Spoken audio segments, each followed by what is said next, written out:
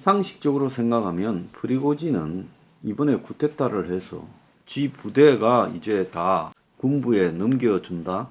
뭐 그래도 안 할 거라 봅니다. 기껏해야 쿠데타 일으킨 면책 받으려고 쿠데타를 했다. 이 말이 안 되잖아요. 프리고진이 바보냐? 아닙니다. 프리고진이 잡범이고 강도, 사기 등으로 9년간 감방 생활을 했고 핫도그 장사해서 돈을 벌고 큰 식당을 모스크바에 차렸고 그 다음에 이제 푸틴한테 단골로 음식을 해줬고 그러다가 눈에 들어서 이제 푸틴의 척근이 되었고 사병부대까지 운영했다라는 이 프리고진의 성장사를 보면 이 사람이 뭐 우리가 흔히 이야기하는 양심이나 정의 이런 건 없지만 그야말로 푸틴 이상의 집요함과 나름 능력을 가지고 있다는 거예요. 그리고 프리고진이 진격하는 과정에서 푸틴을 업신여기는 발언을 계속했고 우리는 2만 5천 명이 죽으면 죽었지 끝까지 간다 했고 병력도 어차피 쿠데타하는 거 다 데리고 온 게 아니라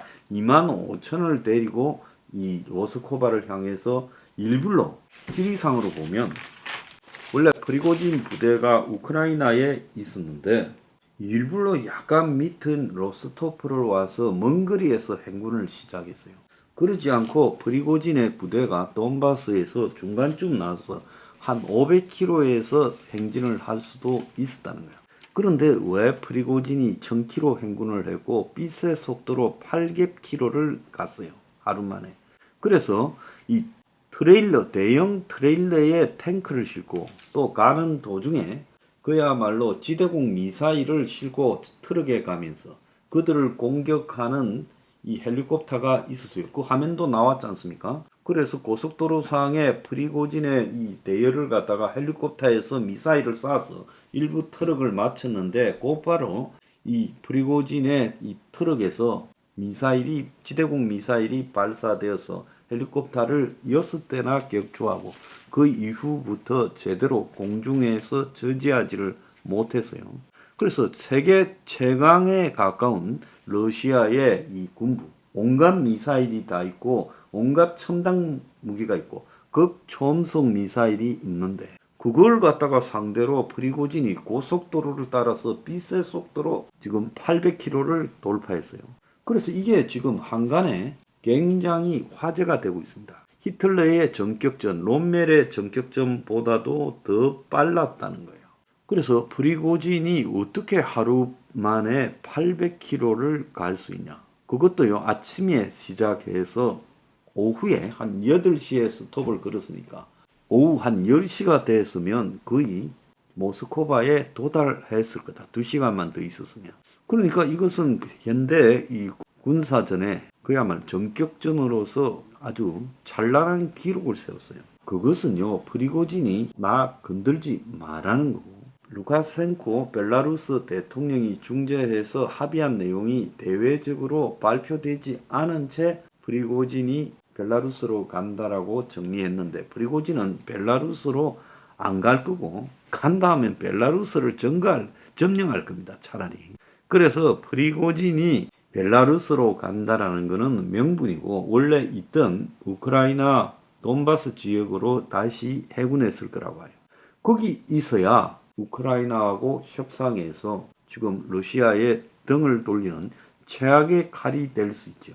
푸틴 똘마니가 지배하는 소국 벨라루스에서 있어봤자 무슨 이득이 있어요. 그건 명분이라고. 그리고 궁극적으로 발표 안 한 게 있어요. 쇼이구 국방장관과 게라시모프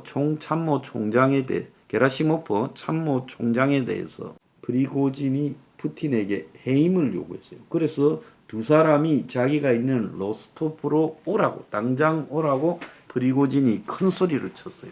자, 그런데 여기에서 정말 웃기는 일이 발생을 했습니다. 결국은 푸틴이 저 반란자들을 다 처단하고 극형에 처하고 당장 체포하라고 했다가 이 반란은 그동안 전장에서 세운 공적 등을 고려했을 때 책임을 묻지 않는다. 프리고진에게도 묻지 않고 바그너 용병에게도 묻지 않겠다고 말했어요. 자, 이거에서 많이 본 시츄에이션이죠. 궁극적으로 반란을 일으킨 자에게 그동안에 이 세운 공과 충성심을 감안해서 책임을 묻지 않겠다라는 것은, 그러면 반란군이 요구했던 그 주장, 러시아 군부가 부패했고 썩었고 이 푸틴을 속여가지고 우크라이나 전쟁을 일으켰고 그 뒤에 수습을 못하고 있고 오히려 싸우려는 나를 방해했고 이제 내가 가진 충성스러운 군대를 저거들이 흡수하고 나를 제거하려고 한다라는 그 프리고진의 말을 푸틴이 알겠다. 그러니까 세상의 복잡한 문제는 사람의 인생사를 보면 대략 작은 부분에서 풀이해도 풀리는 거예요. 그래서 프리고진한테 푸틴이 루카셴코를 통해서 전달해라. 프리고진의 충성과 열정을 이해한다. 충성심에서 일으킨 반란이니까 책임을 묻지 않는다. 그 말을 했겠습니까? 100% 했지요. 그리고 거기에 더 나아가서 공개는 차마 할 수 없다. 공개하면 문제가 생기고 우크라이나 전쟁도 문제가 되고 군부 반란도 있어서 공개는 할 수 없지만 비공개적으로 약속한 데 쇼이구나 게라시모프를 정리하겠다고 약속했을 거라고 봅니다. 그리고 이후에 바그너 용병 아직 지금 미계약자 중에 계약을 원하는 자들은 이 러시아 군부가 계약해 주겠다 한 거는 그냥 대외적으로 발표하는 용도지 지금 프리고진 밑에 있는 훨씬 러시아 군인보다도 좋은 대우를 받았던 전문가들, 프로페셔널 워리어들이 뭐 하려고 러시아 군부에 들어가겠습니까? 아무도 안 들어갈 거라 봐요. 결국 프리고진은 국방장관과 참모총장의 책임을 물어서 순차적으로 정리하겠다라는 미끼를 물고 그럼 내가 지켜보겠다. 벨라루스 가 있겠다 해놓고 다시 돈바스에 들어가 있다고 봅니다. 자, 이제 공은 푸틴한테 넘어왔어요. 푸틴은 지금 이 돈바스에 언거해 있는 이 프리고진을 제거하려고 들다가는 그야말로 우크라이나 내부에 러시아 동부 러시아 점령지 안에 있는 이 바그너 군단이 우크라이나하고 힘을 합칠 거다는 거죠. 그래서 그 이전에 프리고진이 우크라이나 측에 이 러시아 군부에 배치 정보를 줄 거니까 자기들한테 좀 공격하지 말고 바흐무트에 협조 좀 해라고 말했다는 정보가 나왔고 실제로 바흐무트를 갖다가 이 완전히 프리고진 부대가 점령하지도 않았는데 뭐 바흐무트는 뭐 마음속에 있다 했다가 또 이 젤렌스키가 아니라고 했다가 그런 걸 보면 프리고진과 젤렌스키 사이에는 이미 딜이 이루어졌다는 거예요. 어떻게 얼마 전까지 싸우던 둘이가 딜이 됐느냐. 프리고진은 두 쪽을 상대로 싸울 수는 없는 거예요. 그러니까 한쪽하고 아쉬운 우크라이나 쪽하고 프리고진하고 딜을 치고 그 다음에 푸틴을 위협해서 푸틴이 러시아 군부를 제거하고 그래서 제거된 러시아 새로 등장한 군부는 이제 우크라이나 작전을 포기하도록 하겠다. 이런 정도까지는 딜이 됐다. 그래서 프리고진은 여차하면 우크라이나와 손을 잡을 거다라고 보이는 거예요. 이런 일들은 2차 대전 때에도 구 스탈린 소련군 내부에서 등을 돌려서 독일군하고 손잡았던 소련군 장성들도 여럿 있었습니다. 그러니까 얼마든지 그럴 수 있다는 거예요. 그래서 이제 앞으로 푸틴이 프리고진을 어떻게 하는 게 문제가 아니라 푸틴이 국방장관과 참모총장을 정리를 하는가 안 하는가를 지켜보는 행국이 됐다. 그래서 CNN은 벨라루스 망명 도중에 암살될 거다. 바그너 그룹은 해체될 거라 했는데 이 세상을 바라보는 시각이요. 저렇게 단편적으로 바라봐서 어떻게 되겠습니까? 프리고진이 온다고 지금 벨라루스 주변국들 리투아니아 등 발틱 상국이나 이 나토 국가들은 지금 긴장을 하고 있다 하는 소리까지도 들리는데요. 자, 미국의 이 싱크탱크는 전쟁연구소 이런 데도 나는 뭔 전쟁을 연구하는지 모르겠어요.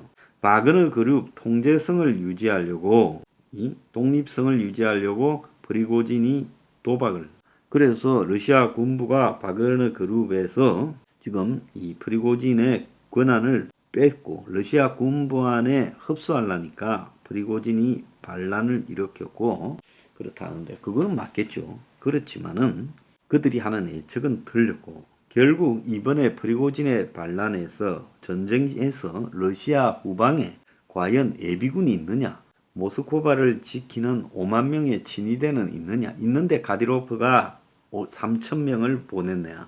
그래서 러시아의 결국 군부 자원은 종이상으로만 과거의 이시조선처럼 존재하고 나머지는 딸딸 긁어서 우크라이나 보냈는데 지금 우크라이나에서 사상이 난 러시아 군대만 한 18만 명이에요. 러시아의 젊은이들이 한 300만 명이 러시아를 탈출했다고 그러고 그래서 실제 러시아 군에 이 뭐 보안군이라든지 방위군 같은 게 있지만은 이것이야말로 여기저기서 끌고 모아서 총도 제대로 쏘지 못하는 그런 군대들만 지역에 존재하고 그리고 뭐 겨우 1000단위의 진위대만 모스크바에 있지 실제로 프리고진 군을 막을 그런 군대도 없었다는 거예요.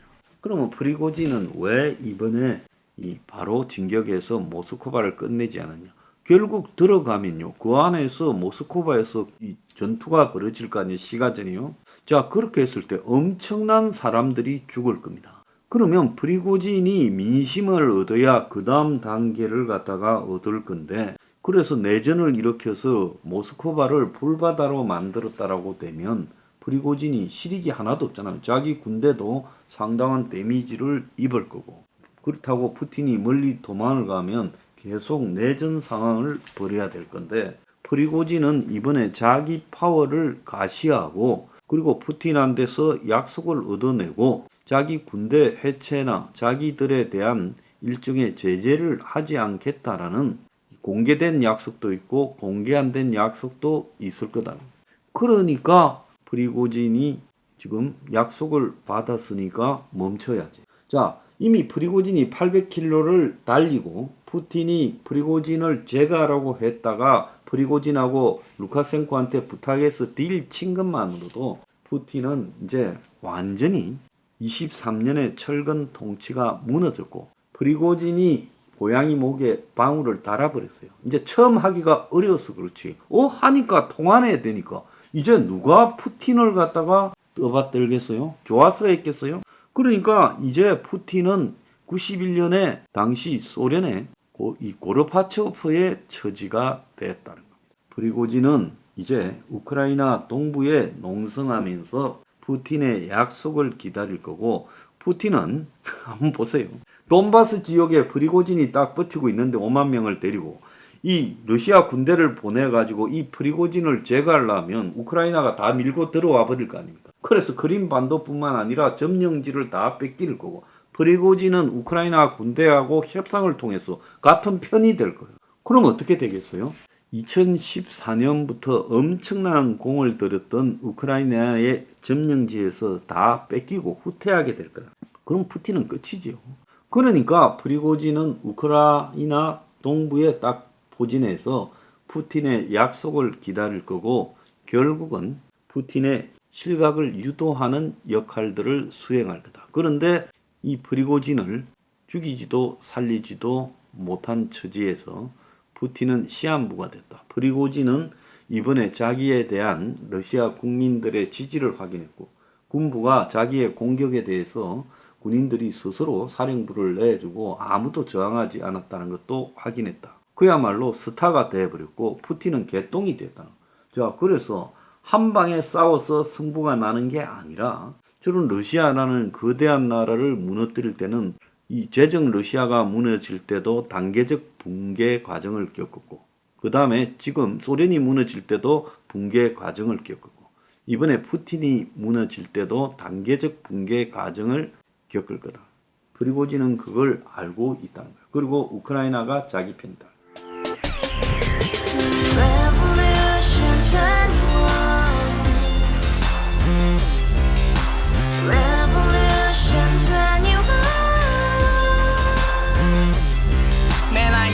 월세 30 코인빚만 300 서울에 온 지 벌써 10년 아둥바둥 버텼지만 여전히 난 반지 하에 제왕 곰팡이 연문제약 내비랑 깡통망통 완전히 폭망 구시원 창문만큼 작아진 내 꿈 연애 결혼 내 집 모든 게 헛꿈 1년 전 떠난 여친 울며 말했지 같이 살자 평생 가본 게 꼭꼭꼭하지 Revolution 21 가봐 후스 700 나도 소유주 Revolution 21 가봐 후스 700 나의 소유주 택시기사 우라부지 마트캐셔 울어문니 우리 집안 다 털어봤자 후줄 그래 개선민 내 미래 거기서 팍 끝난 거지 팍더 이상 노력 따윈 개무리 스펙 찾아서 말리 비오는 날 알바 잘려 맨날 학원 날 개쳐 발려 밤비 내리는 양화대교 홀로 걷고 있을 때 현수막에 아로새기 센 평당 700짜리 아파트 다 같이 소리 질러 혁명 21